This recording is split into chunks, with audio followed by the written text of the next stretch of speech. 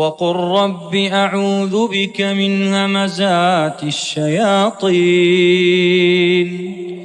وأعوذ بك رب أن يحضرون حتى إذا جاء أحدهم الموت قال رب ارجعون لعلي أعمل صالحا فيما تركت كلا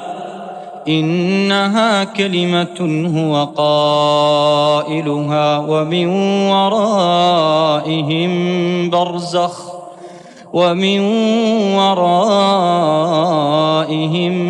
برزخ إلى يوم يبعثون